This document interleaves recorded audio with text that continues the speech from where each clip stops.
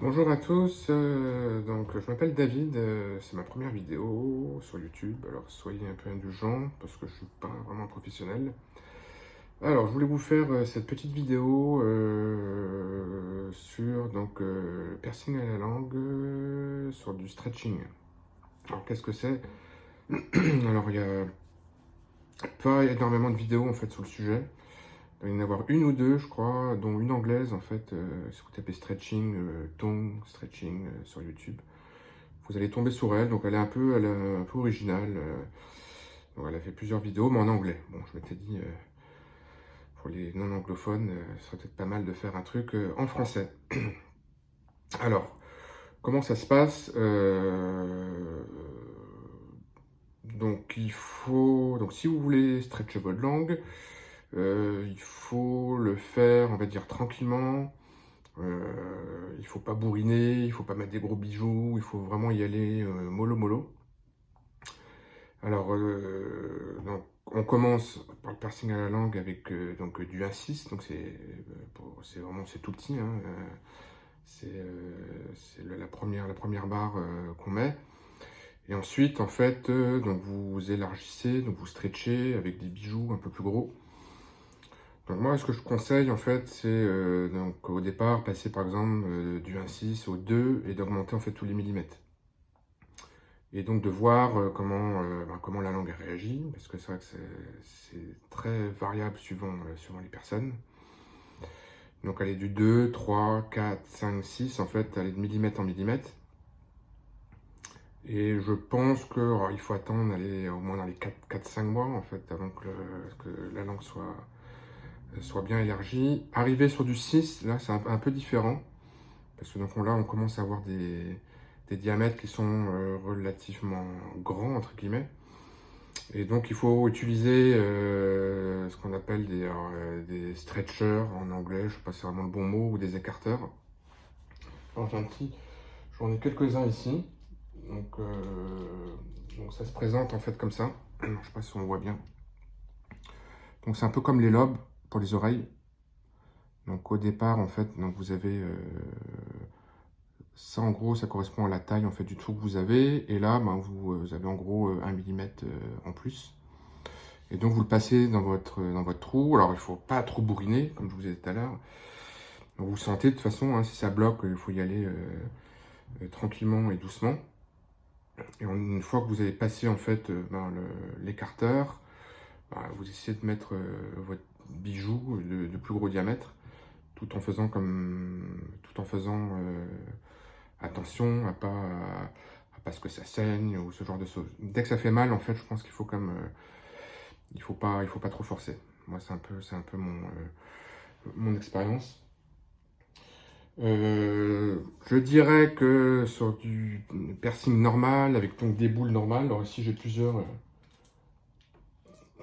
piercings. Donc, je ne sais pas si vous les voyez bien.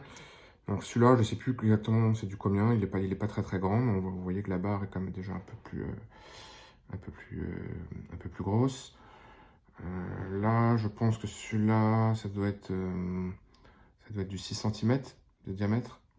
Et là, le tout dernier que j'ai, alors que c'est vraiment le plus gros que j'ai, c'est du 9,2. Donc vous voyez, c'est vraiment conséquent. Donc ça se dévisse comme un piercing normal. Et après, je vous ai expliqué pourquoi que je ne l'ai pas mis. Donc vous voyez, donc c'est comme super balèze. Alors le gros souci, en fait, arrivé sur du 8 mm ou du 9 mm de diamètre, est-ce que vous posez problème? En fait, c'est les boules. Donc celui-là, j'ai réussi à l'enfiler. Donc aujourd'hui, moi j'ai du gauche 0. Je reviendrai peut-être un peu après sur les différentes tailles, les différentes mesures entre les US et la France, parce que j'habite aux US. Donc arriver à du 9 comme ça, je pense que le mieux c'est d'avoir en fait non plus des boules comme ça qui sont énormes, parce que même si j'arrive à l'enfiler pour parler, c'est impossible. Et c'est pas la barre qui me gêne, hein, c'est vraiment les boules. Donc il faut, je pense, avoir du flat, en fait, avoir non pas une boule, mais un truc plat. Et c'est ce qu'a préconisé, je crois, la personne anglaise là, qui a fait une autre vidéo là, sur du stretching. Donc c'est du sur-mesure, hein, bien sûr, mais Moi, je m'étais renseigné ici aux US. Alors, je sais pas trop pourquoi. Ils n'étaient pas pour, en fait, avoir, non pas des boules comme ça, mais des trucs plats. Bon, j'avais un peu abandonné. Donc, bon, là, ça devient trop gros. Et on peut pas parler. Donc, bon, même si je l'enfile, sans problème, c'était vraiment les boules qui me posaient problème pour parler. Donc, aujourd'hui, j'ai du 8. Et donc, bon, vous voyez, bon, c'est assez gros.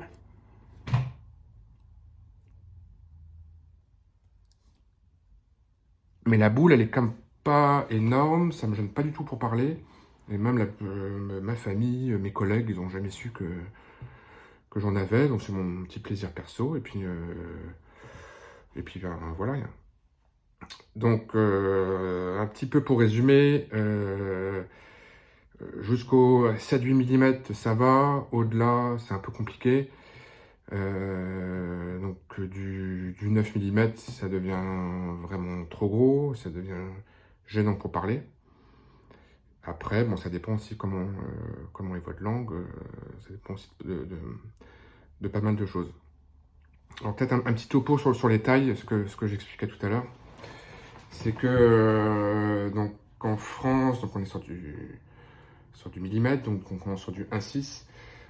Donc aux US, ils comptent pas pareil que nous, de toute façon tout est différent sur les unités de mesure. Donc vous entendrez peut-être parler de gauge, donc du gauge, donc 14, ça correspond à du 1,6 mm pour la France, pour l'Europe. Et donc le piercing que j'ai aujourd'hui, donc c'est du 8,2 mm, c'est ce qu'ils appellent du gauge 0. Et donc le double gauge, donc 0,0, donc c'est celui-là, c'est du 9 mm. Donc peut-être juste pour vous montrer comment c'est, je peux peut-être juste vous l'enlever, montrer.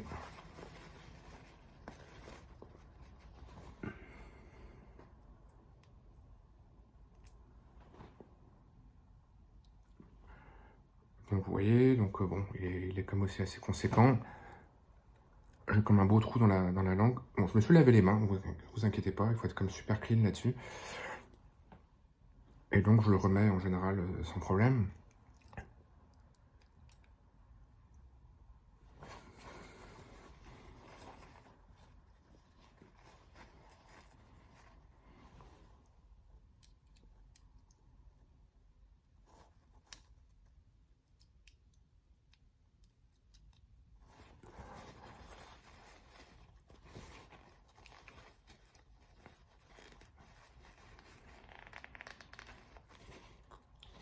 Donc voilà.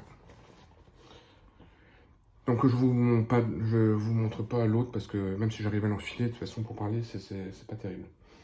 Donc voilà, c'était un petit topo là-dessus, donc n'hésitez pas, si vous avez des questions, n'hésitez pas à me les envoyer. Donc je vous souhaite une bonne soirée, parce que si on est déjà le soir. Et peut-être à bientôt les amis, merci.